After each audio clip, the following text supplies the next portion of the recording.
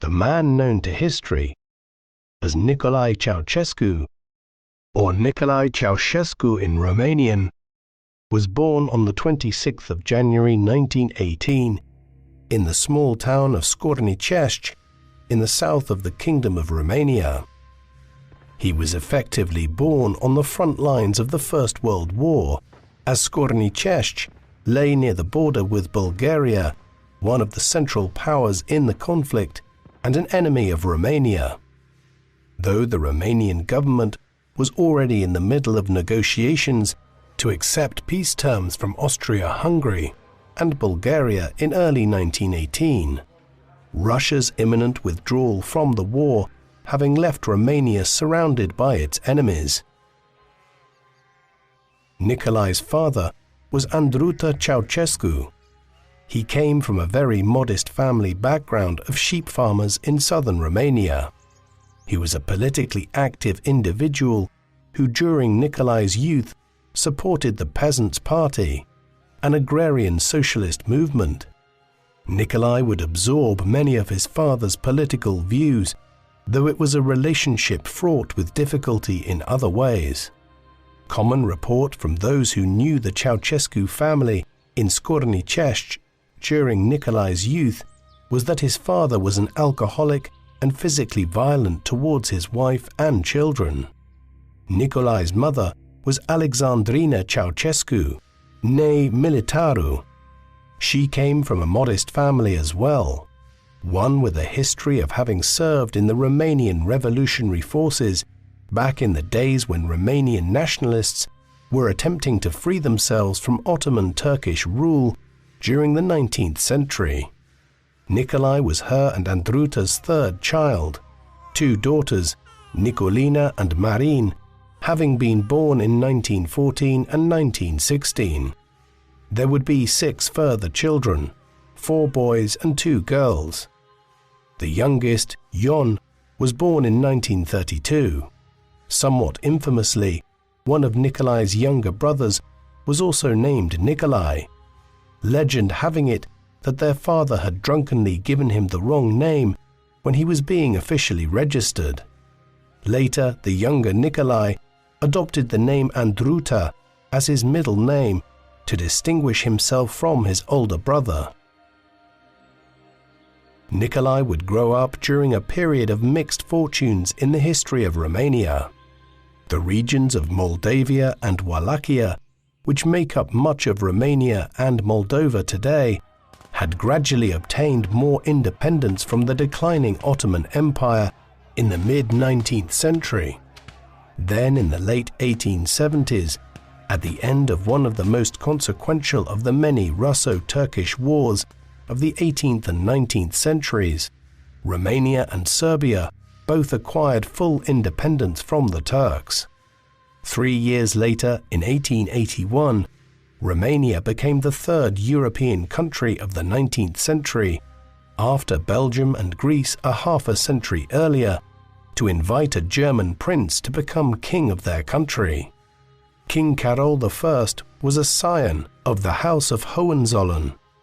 He would rule for nearly 3.5 decades and was succeeded by his nephew, Ferdinand I, who was on the throne when Nicolae was born. Although the treaty that the Central Powers had imposed in 1918 was punitive, it was soon renounced by Romania, which entered the war again in the dying days of it. Thus, through the newly negotiated Treaty of Trianon of 1920, Romania regained the territory it had ceded 2 years earlier and gained a large portion of Hungary. This meant that unlike in many other European countries, the monarchy of Romania survived the First World War and remained popular. When King Ferdinand died in 1927, it ushered in a period of growing crisis, as his son and heir, Carol, had previously entered a problematic marriage which saw him bypassed in the succession in favor of his infant son. King Michael I was just 5 years old when he became ruler of Romania. He would be deposed by his own father 3 years later, who became King Carol II. Compounding all of this was the onset of the Great Depression late in 1929, after the Wall Street crash in the US. Matters were not helped by the personality of the new king, who, in line with growing extremism in European politics, sought to establish a kind of royal dictatorship.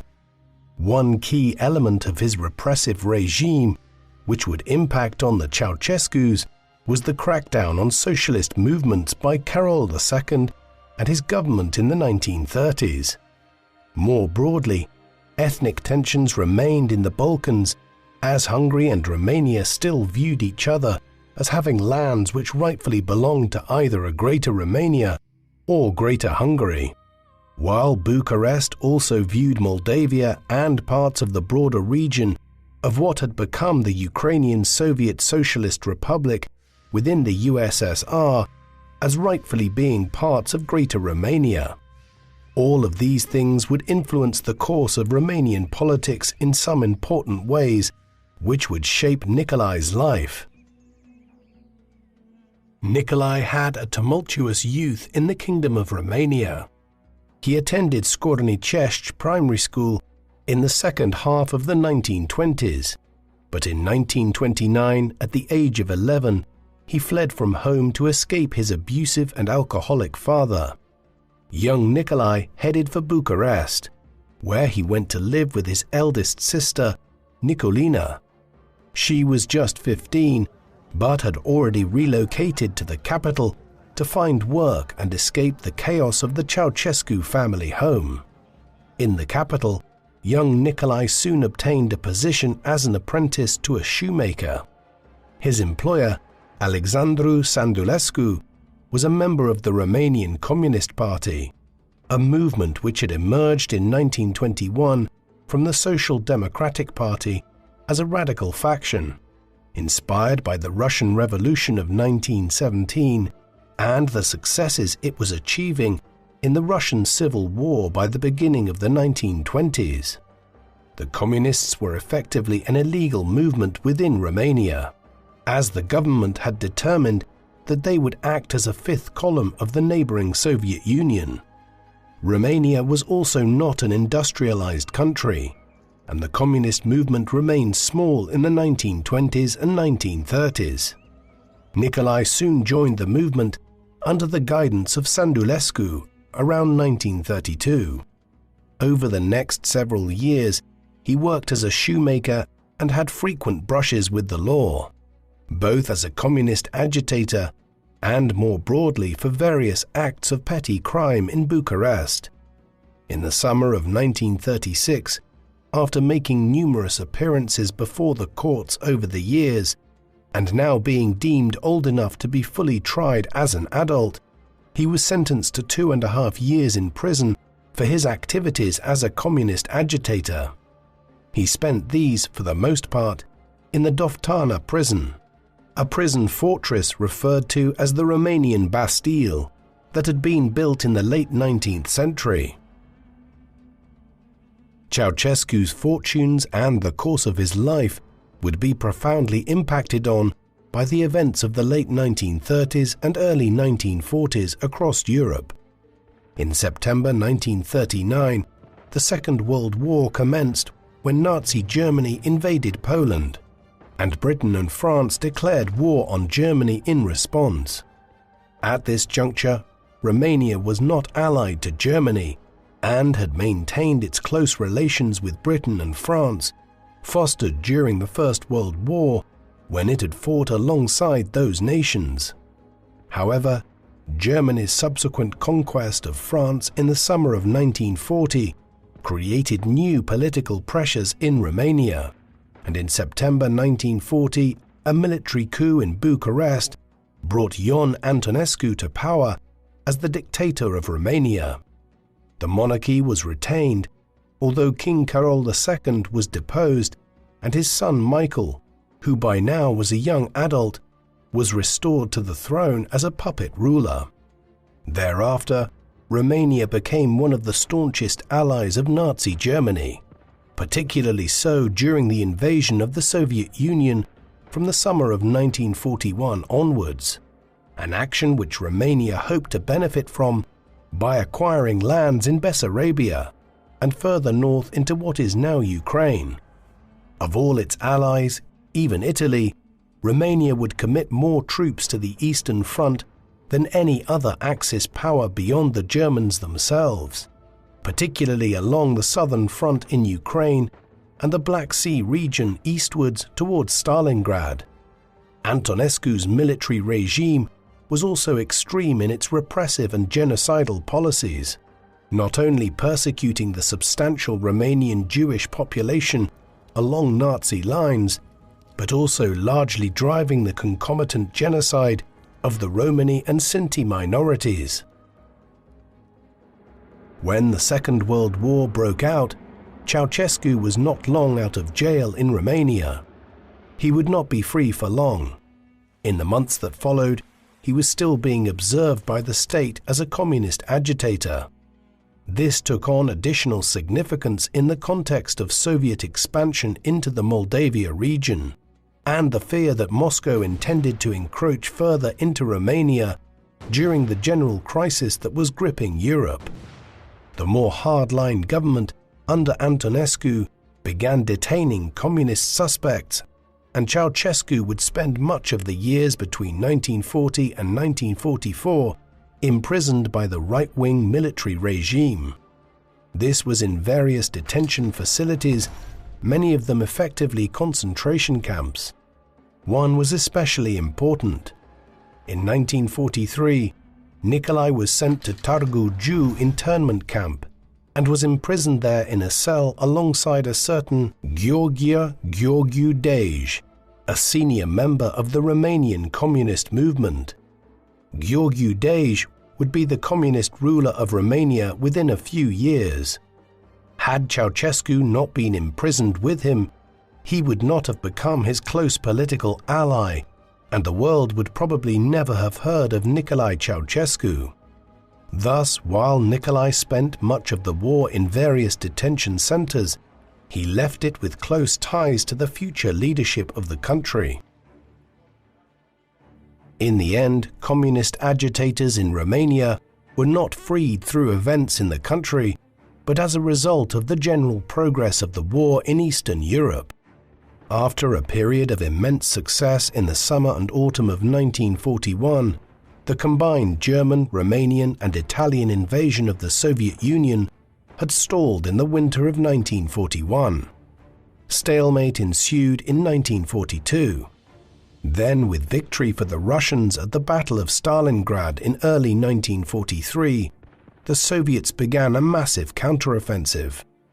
By 1944, they were progressing across a huge front in Belarus and Ukraine. Initial efforts were made to launch forays into Romania as early as March 1944 through the Black Sea. However, it was not until mid-August 1944 that the major Soviet offensive into Romania began. By then, German resources were stretched thin, as fronts had been established by the Allies all over Europe, and within days of the Russian incursion, the regime began to collapse.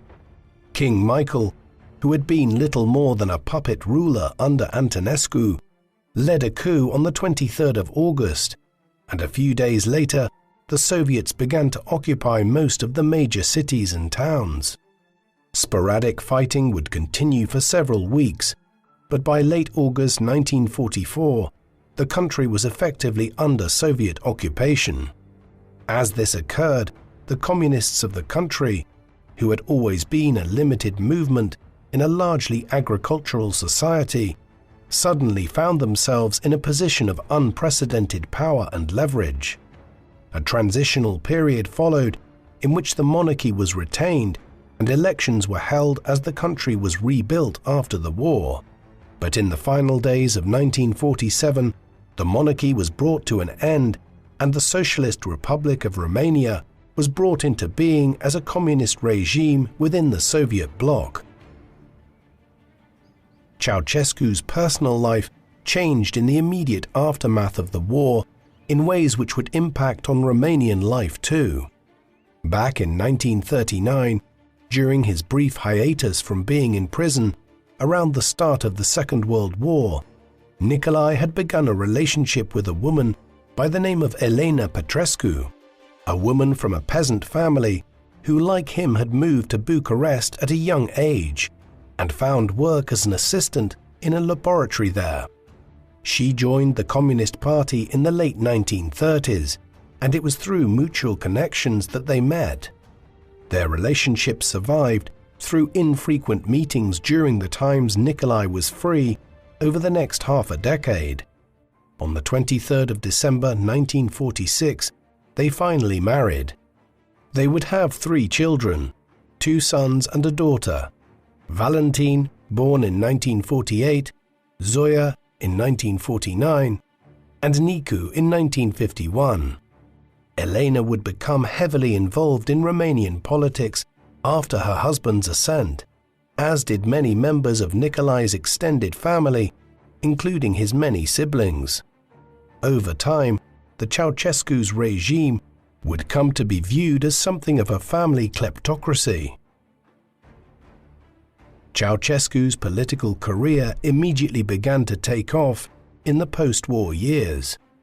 Although the communist seizure of power was transitional during the Soviet occupation of the country from the autumn of 1944 onwards, when the Socialist Republic was formed after the abolition of the monarchy in late 1947, the first head of state was Constantin Ion Parhon, but real power rested in the hands of Ceausescu's mentor, Gheorghe Dej, as General Secretary of the Romanian Communist Party. Gheorghe Dej would hold that position until 1965, and Ceausescu would ascend under his rule accordingly. This was generally a period in which dividing lines were drawn within Romanian communism, with 2 different factions emerging: the Muscovites and anti-Muscovites, as they were known in Romania. This refers to those who favored a strong alliance with the Soviet Union and those who believed Romania should seek a more independent path in the way Josip Broz Tito was moving as head of communist Yugoslavia. The Muscovite-anti-Muscovite split would be a feature of Romanian communism for decades to come, and would be a major issue during the first years of Ceausescu's time as leader of the country. Ceausescu enjoyed a rapid ascent through the ranks of the communist movement in Romania in the 1940s and early 1950s. Early on after the war, he served as the head of the Union of Communist Youth, a branch of the Romanian movement designed to inculcate many Romanians into communism in the aftermath of the war. This, along with his close relationship with Gheorghe Dej, acted as a springboard to his election as a member of the Great National Assembly, the new legislative body created in 1948 following the establishment of full communist rule, and which had over 350 members. While this indicated a growing perception of him as an up-and-coming member of the party, the National Assembly had limited practical power. Instead, real authority rested with the Central Committee and individual government ministers. Consequently, it was a major step forward when he was appointed as a secretary to the Minister of Agriculture, followed by the post of Deputy Minister within the same department in 1949. Then, in the early 1950s, he was transferred over to the Defense Ministry, and finally in 1952 was made a member of the Central Committee. All of this was a result of the purging of other party members, as the anti-Muscovite faction, led by Gheorghe Dej, won out over the Muscovite faction. 2 years later, Ceausescu was made a full member of the Politburo, making him, at 36 years of age, part of the governing body of a dozen or so individuals who controlled the Romanian state. The former apprentice shoemaker had come a long way from his humble beginnings. One major policy, which Ceausescu played a substantial role in during these years in his positions within the Ministries of Agriculture and Defense, was the collectivization of agriculture. Collectivization was a policy which had been pioneered in the Soviet Union back in the 1920s. The idea was to create large collective farms that would be run by the state. In theory, this would create more efficient farms, which would require less labor, and workers would then be freed up to move into cities and towns and begin working in the factories, which the Romanian government was looking to establish. Nearly everywhere it was put into practice, collectivization led to resistance, as small farmers were reluctant to essentially have their small holdings subsumed into large state-run collective farms. In his role as secretary and deputy minister within the agriculture department in the late 1940s, Ceausescu was involved in planning the collectivization strategy, which was eventually launched in 1949. Then, in the 1950s, in his role within the security services and as a member of the Politburo, he oversaw its often violent implementation, particularly so in the late 1950s, at which time the government had to resort to mass arrests of tens of thousands of peasants to get them to accept the radical changes that were being insisted on. Collectivization was successfully achieved by the mid-1960s, and increased industrialization followed, but at a price in terms of the violence it engendered in Romanian society. Ceausescu's career and life were nearly cut short on the 4th of November 1957. That day, he and several other senior Romanian communist officials were traveling on board a small Russian Ilyushin plane to Moscow as a delegation for their country to the 40th anniversary celebrations of the Russian Revolution of 1917, when the plane crashed near the runway at Vnukovo Airport in the Russian capital. Ceausescu and several others escaped with some serious injuries, while one member of the Romanian delegation was killed. It is important in assessing Ceausescu's later approach to the Soviet Union that few people at the time believed this crash to be entirely accidental.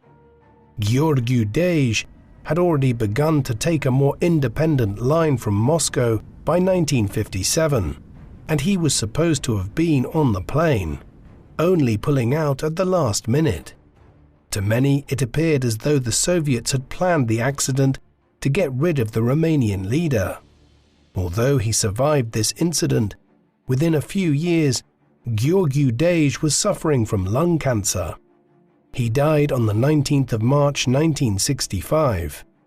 By that time, Ceausescu had risen to a high position within the regime, but he was far from being considered the clear successor to his former mentor.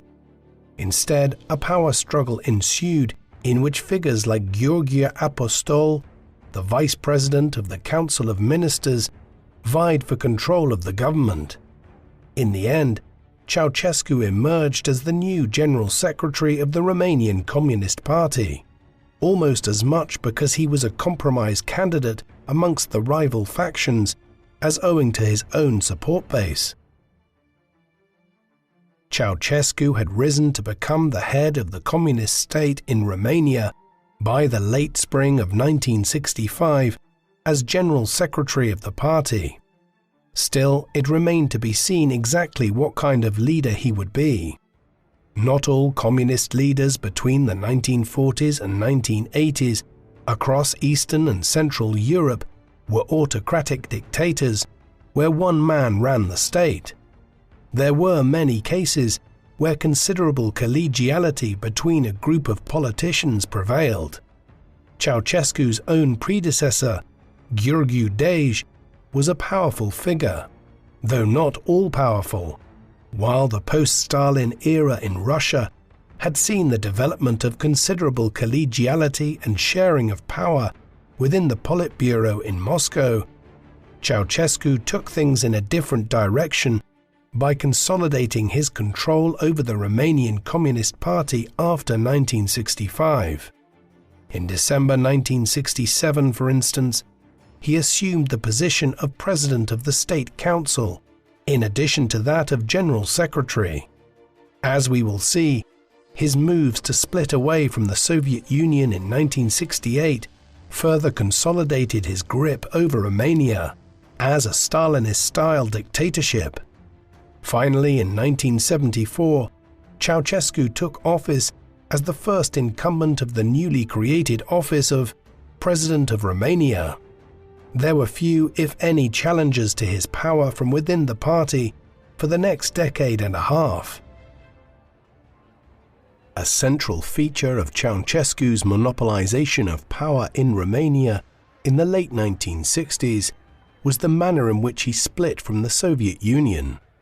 In the post-war era, most Eastern European countries had become satellite states of the Soviet Union, and while individuals like Walter Ulbricht and Erich Honecker, the two men who headed the government of East Germany from 1950 down to 1989, were nominally independent, they never exercised untrammeled power free of Moscow's oversight.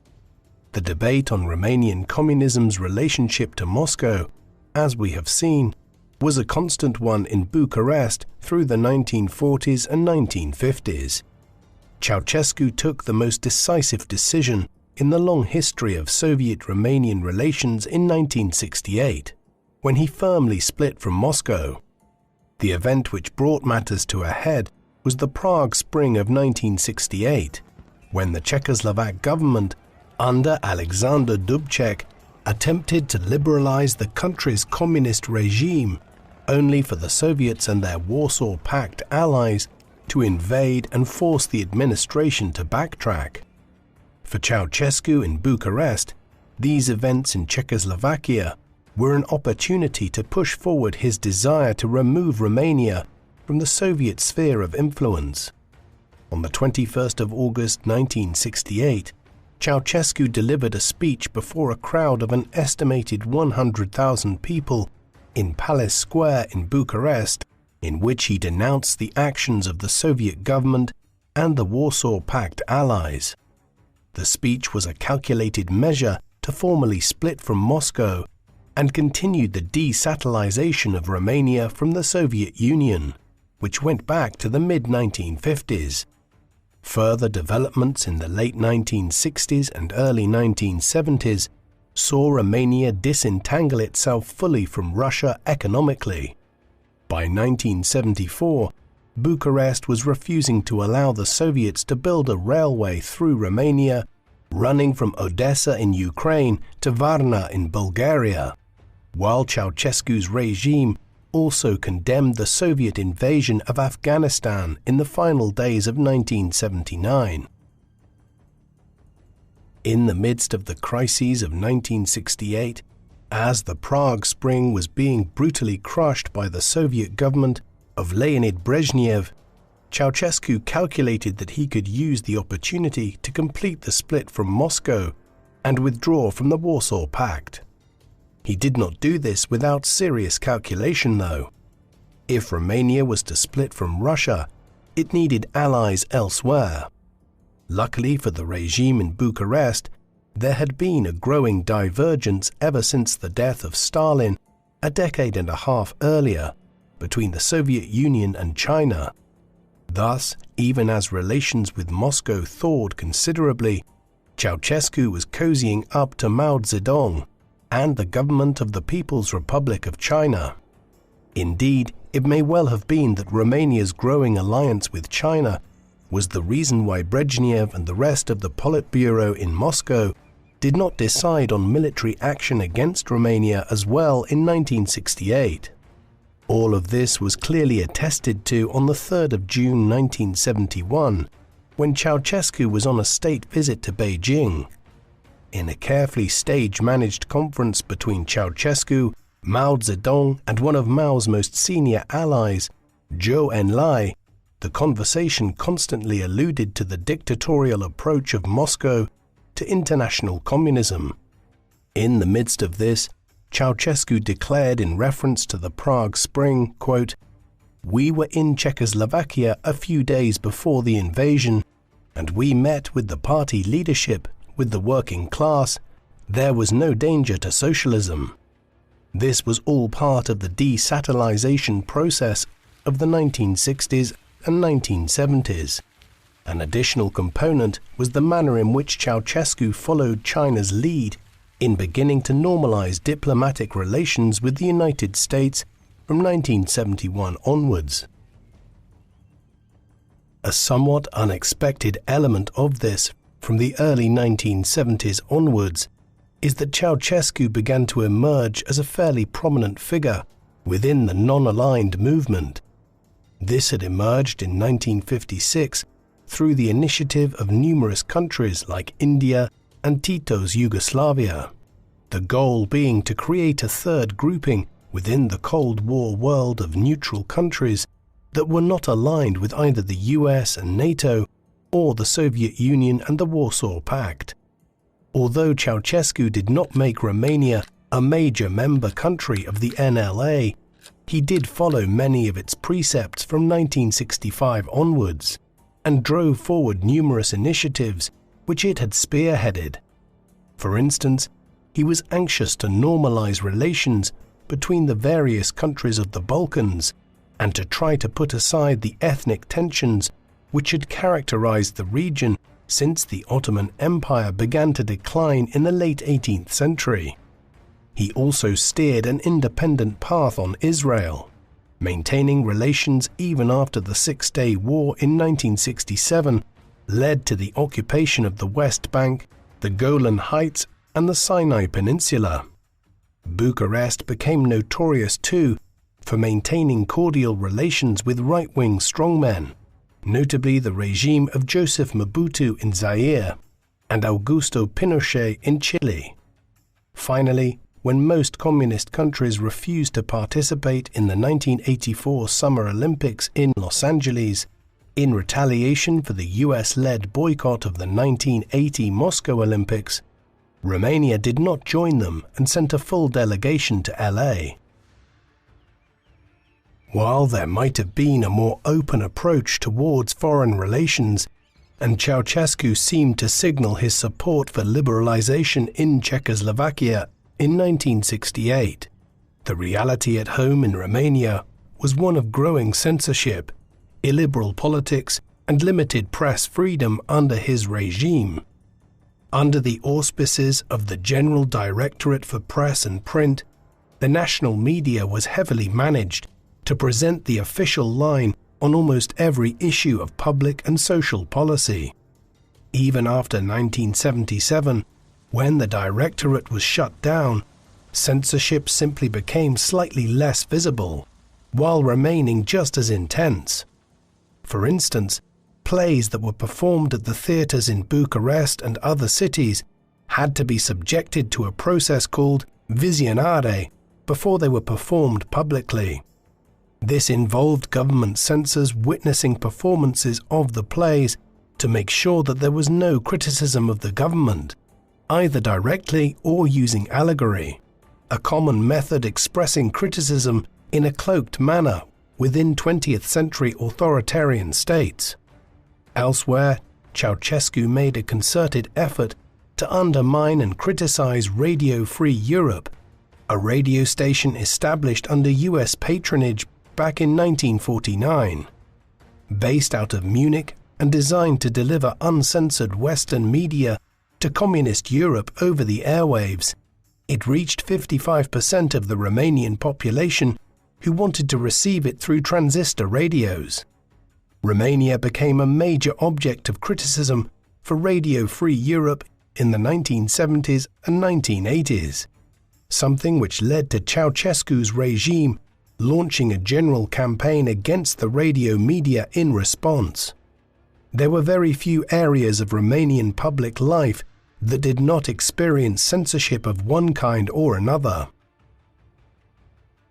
This was not simply a concerted policy of shifting opposition voices.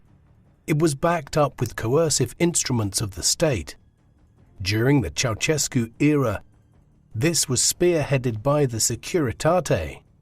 The Departmental Securitate Statului, or Department State Security, had been founded as a state-secret police force in Romania in 1948, not long after the Communists claimed complete control over the country. By the early 1950s, the size of the Securitate had increased to over 20,000 staff, with many being individuals embedded in large factories and informers within local communities. Thus, the institution was already very sizable and powerful long before Ceausescu came to power. But under the new dictator from 1965, it became one of the most Orwellian secret police forces in modern history. Ceausescu used it for all manner of activities, with different branches being established as paramilitary units, censorship units, conventional military and policing units, and to oversee everything from the issuance of passports to collecting intelligence on any foreign visitors to Romania. At its height in the 1980s, there were 500,000 people working for the Securitate in one form or another, whether as staff or local informants. Hence, if you walk down the streets of Bucharest in 1985, on average 1 out of every 40 people that you passed was working for the Securitate in some fashion. While Securitate was not responsible for committing Stalin-era crimes of the kind which the NKVD did in the Soviet Union in the 1930s and the 1940s, it still functioned in many ways which would classify Romania as a police state. It also engaged in frequent efforts to undermine Free Radio Europe and was probably behind the bombing of their offices in Munich in 1981. The Securitate was hardly an organization that was above reproach in its purity when it came to official conduct within Romania itself. Many senior members of the Securitate were highly corrupt. Indeed, the entire Ceausescu regime was. It embedded institutional corruption and bribery into Romanian public life in a way which many observers claim is still impacting on Romania's political culture 3.5 decades later. Romania recently scored less than 2.5 out of 10 on an international evaluation of how effective its anti-corruption measures are. Ceausescu and his extended family were front and center to the process of purloining money from the state in the 1970s and 1980s. Perhaps the most unusual incident in all of this was the revelation back in 2014 with the declassification of official records from the 1980s that six-figure sums of money had been regularly paid to Securitate officers in Romania using the Swedish furniture manufacturer IKEA as a means of laundering the money internationally before sending it back to Romania into the hands of Ceausescu's many henchmen within the secret police. Towering above all this press censorship, secret police repression and corruption was the other obligatory element of life for any 20th century strongman or dictator, a cult of personality.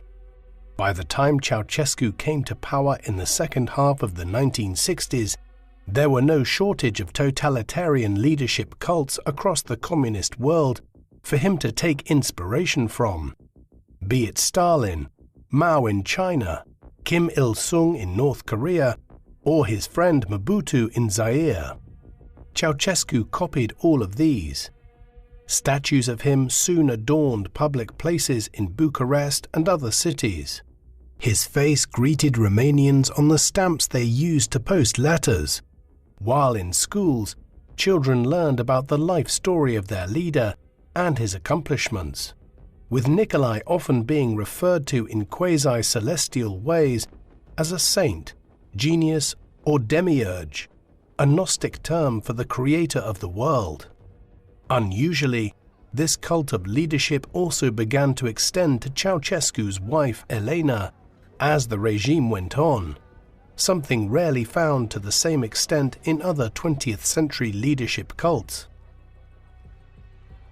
Another element of Ceausescu's growing cult of personality was hugely influenced by the Cultural Revolution, which Mao Zedong, leader of Communist China, had unleashed in the late 1960s in an effort to shore up his flagging power there after the disastrous Great Leap Forward policies of the late 1950s and early 1960s had led to the deaths of tens of millions of Chinese people through a man-made famine. Notwithstanding the waves of violence unleashed across China by the Red Guards of the Cultural Revolution, Ceausescu sought to emulate Mao to some extent, delivering his July Theses, as they are known, in a speech before the Communist Party in July 1971. These were expanded and published the following November. Through them, Ceausescu sought to introduce a more rigorous form of Romanian communism and a purer ideology in the vein of the rhetoric Mao had been using for several years in China. Romanian intellectuals were to be challenged, and cultural output was to be reorientated towards greater emphasis on communist values.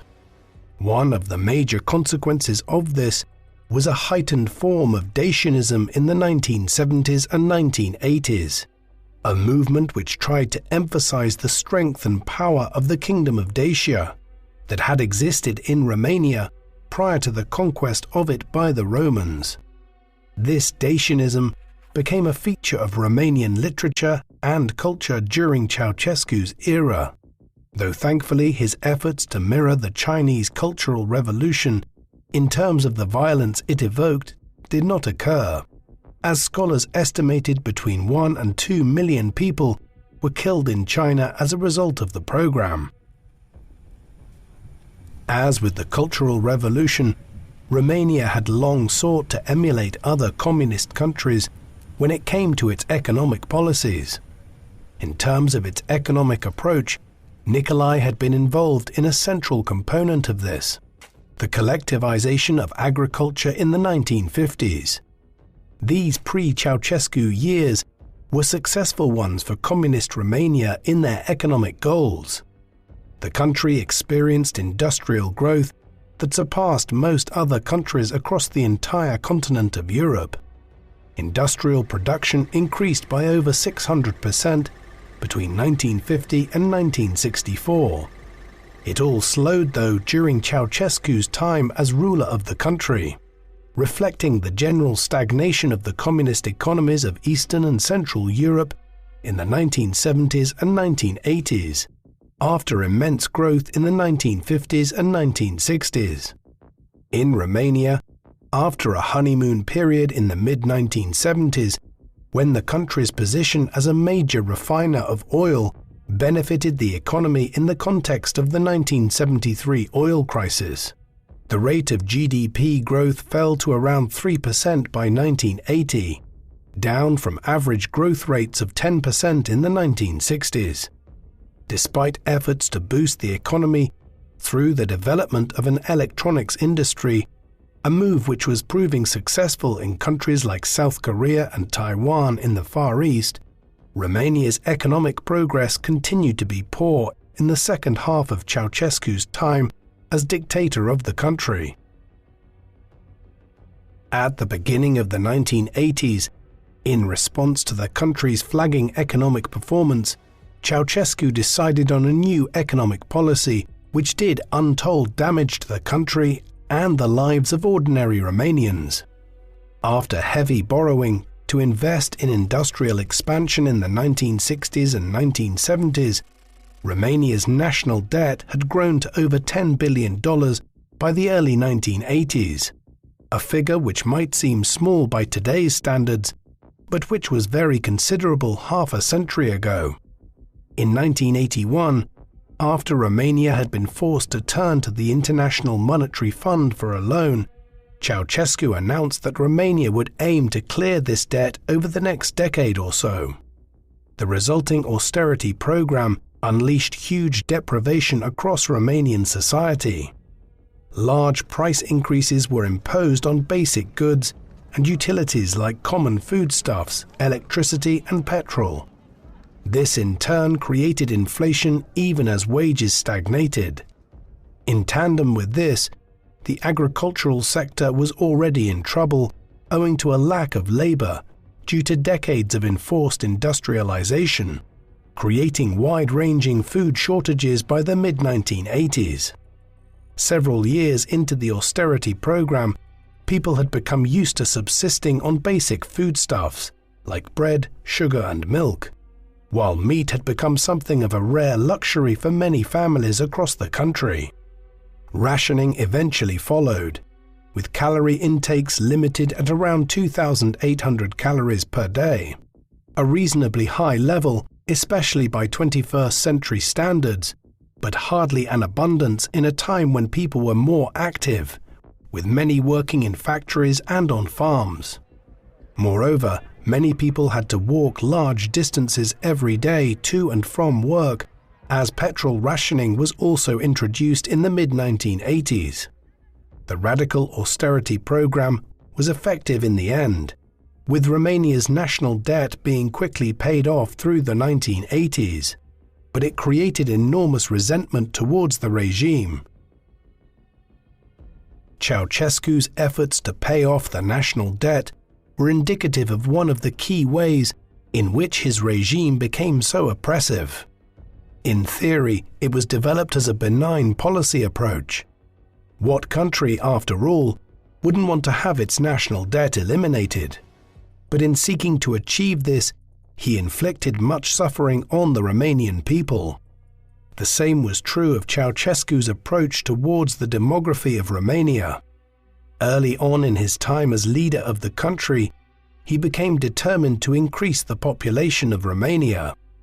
In fairness to him, Romania was and still is a relatively thinly populated European country. When he came to power in the mid-1960s, for example, the country's population was just around 19 million. Additionally, the rate of natural increase was declining year on year. Compare this with the fact that the population of Britain, the island which is almost exactly the same size as Romania, was 54 million in 1965. Many other countries like Germany and Poland had comparably higher populations than Romania too. Accordingly, Ceausescu determined that the best way to advance Romania as a major European country was to grow the population. To that end, in 1967, Decree 770 had been passed. This was a harsh and almost total ban on both abortion and contraception, though exceptions were made in cases of a woman falling pregnant through rape or where the pregnancy threatened the mother's life. The decree had the intended effect, with a very substantial increase in the birth rate in Romania. The population rose towards 23 million people by the late 1980s. Yet longitudinal studies have pointed towards the immense social damage caused by it, whether in terms of the proliferation of illegal and dangerous abortion services in the country or the profusion of orphanages to address the growing problem of Romanian babies simply being abandoned by their parents in the 1970s and 1980s. Photos of malnourished and abandoned children in crowded orphanages in the 1980s were one of the gravest indictments of Ceausescu's regime. Another point of growing contention in Romania in the 1970s and 1980s was the regime's approach towards the substantial Hungarian minority within the country. The Treaty of Trianon back in 1920 had seen Romania acquire lands in the west from Hungary. While these could legitimately have been claimed to constitute part of a greater Romania, there was still a substantial Hungarian or ethnic Magyar minority in the region, and this ensured that Hungarians have made up 6 or 7% of Romania's population for the last century. Furthermore, these are concentrated in the west of the country in Transylvania, where they form a very substantial minority. Ceausescu's regime decided on a repressive approach to the Hungarian community. Hungarian was largely prohibited as a minority language, and Hungarian cultural institutions were repressed. More aggressively, there were efforts to break up some of the areas in the West with large Hungarian communities and to disperse these to other regions, while also moving ethnic Romanians into Transylvania. Finally, in some limited instances, there was a persecutory campaign launched against Hungarian intellectuals and academics living within Romania. Today, a half a century later, Romanian-Hungarian relations have recovered to some extent, but major damage was done to them in the course of Ceausescu's time as ruler of Romania. A key element of Ceausescu's time as dictator in the 1980s was the construction of the Palace of the Parliament. This was an absolutely enormous building project, which the regime undertook to construct a new parliament and a set of government buildings. It would sit astride the Dealul Spirii hill in the center of Bucharest, and the building would be a testament to Ceausescu's regime. There is no doubting it was impressive. The palace still dominates the skyline of this section of the Romanian capital. It is one of the heaviest buildings in the world, standing over 270 foot high and with a floor area of nearly 4 million square foot across 12 floors. The weight of it is over 4 million metric tons, and it is the second largest administrative building in the world, trumped only by the Pentagon in the United States. Construction work began in 1984, and it involved hundreds of architects and thousands of workers in the years that followed. Ultimately, the Palace of the Parliament would only be half completed in Ceausescu's time. It would not be finished until 1997 and cost an estimated $5 billion if price and currency are adjusted. It was an ambitious project and is still a testament to that ambition in the city of Bucharest today. But it was pure folly in 1980s Romania, a country that needed investment into basic services and economic growth, not ostentatious new offices for the members of the government and regime. Ceausescu's country had become something of an insulated state in the course of his time as ruler of it. However, even as work was being carried out on the Palace of the Parliament in the 1980s, the world was changing around Romania in ways which would soon impact on the country and bring Nicolae's time as dictator there to an end. The decade had begun, ironically enough, with an intensification of the Cold War, as Ronald Reagan became President of the United States and adopted a hardline approach to the Soviet Union, most notably through a reigniting of the space race.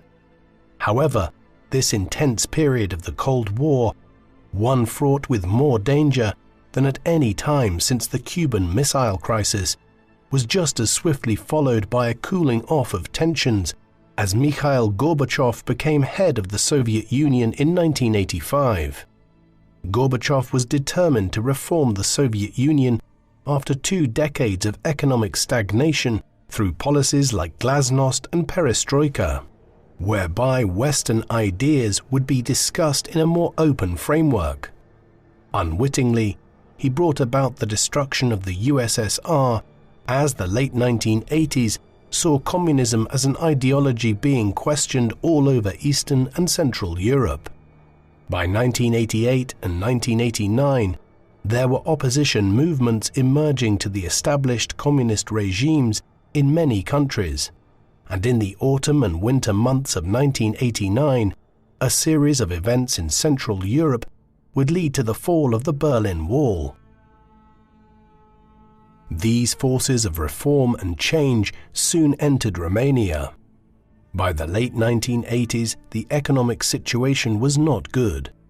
Ceausescu's efforts to pay off Romania's national debt, combined with the closed nature of its economy, had damaged domestic growth. This happened at the same time that enormous sums of money were either being corruptly stolen by the regime or else squandered on the Palace of the Parliament. Hence, when political change swept across Europe in the late 1980s, Romania was primed for unrest. A revolt of sorts had already occurred in November 1987, when upwards of 20,000 workers went on strike and violence erupted in the city of Brasov. It was suppressed eventually, but pointed towards the discontent which was spreading across the country. Through 1988 and 1989, there was an unprecedented level of criticism of Ceausescu, both amongst opposition groups and within the communist movement itself.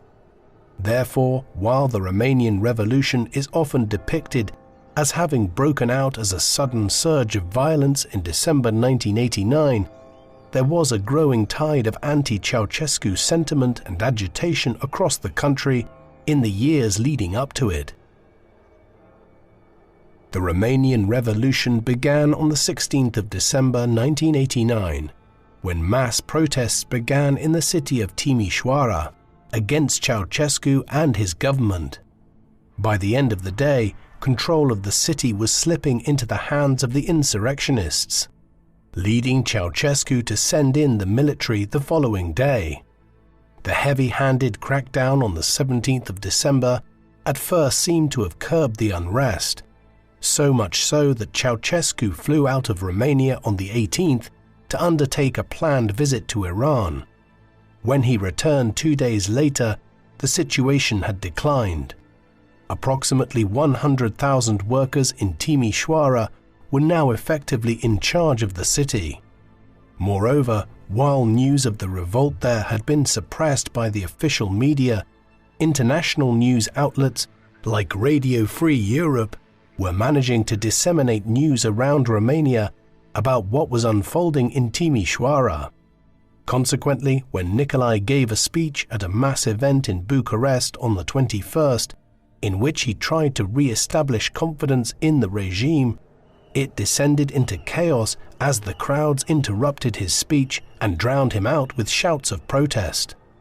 In the hours that followed, chaos swept across Bucharest and Romania, with huge numbers of people spilling out around the city and shouting slogans like "Down with the Dictator" and "Death to Ceausescu" in Romanian.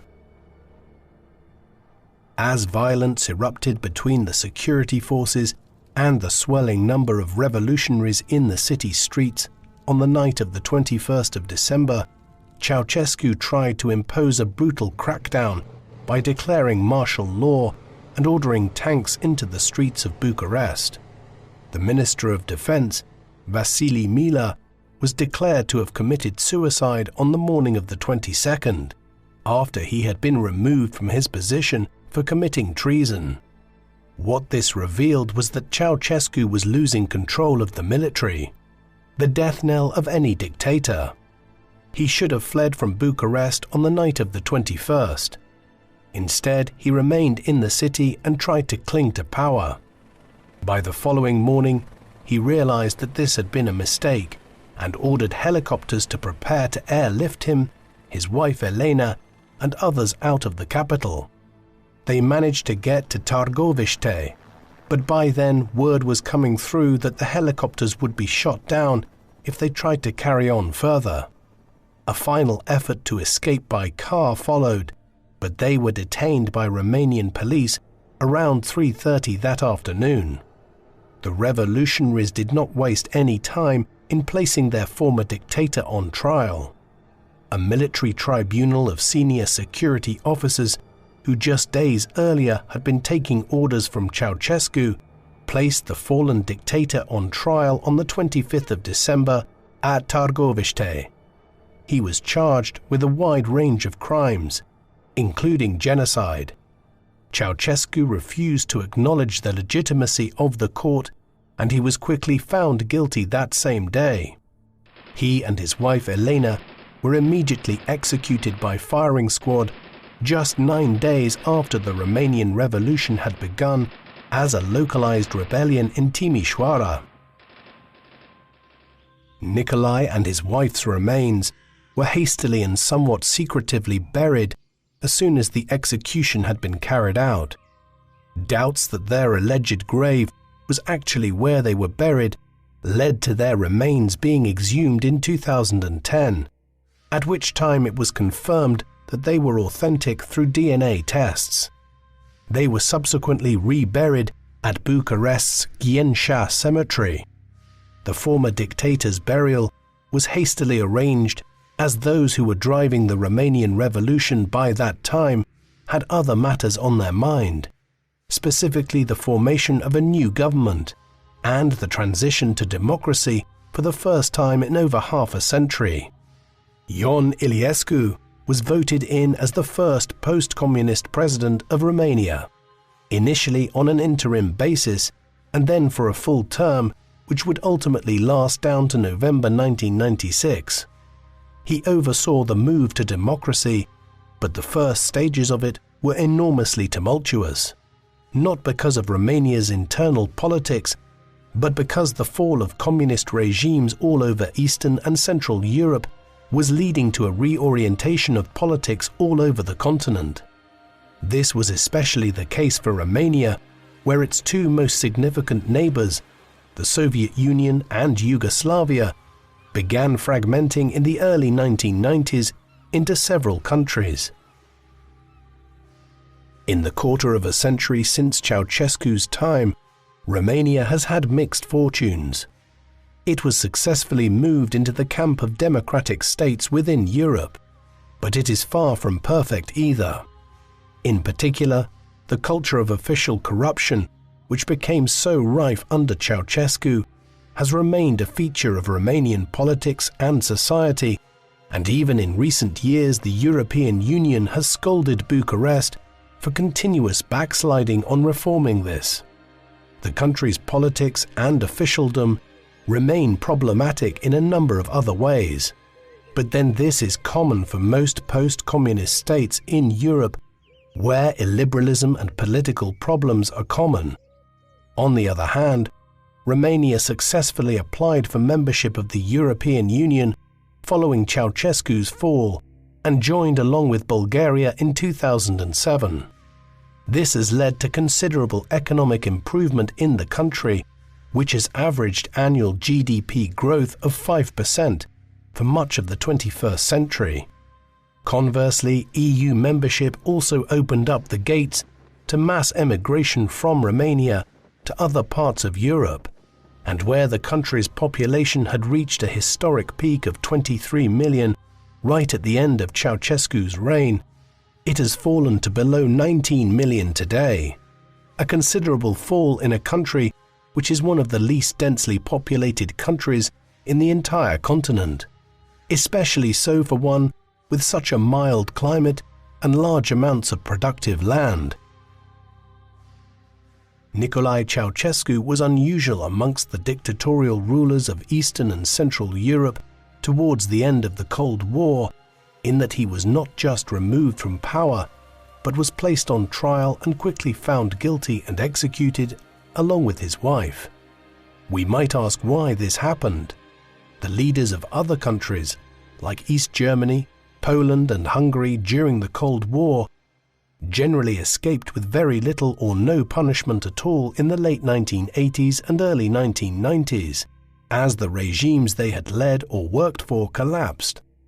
Some even transitioned into successful political careers in the emerging democracies of the 1990s. This was not the case with Ceausescu. Yet when we evaluate all the evidence, there is a clear reason why this was so. There was an enormous resentment towards the Ceausescu regime in Romania by the late 1980s. While the economy had been doing well prior to his ascent to power and had continued to do okay into the 1970s, the 1980s were a period of suffering for the Romanian people, as the economy stagnated and an unhealthy obsession with wiping out the Romanian national debt created immense economic problems for ordinary citizens.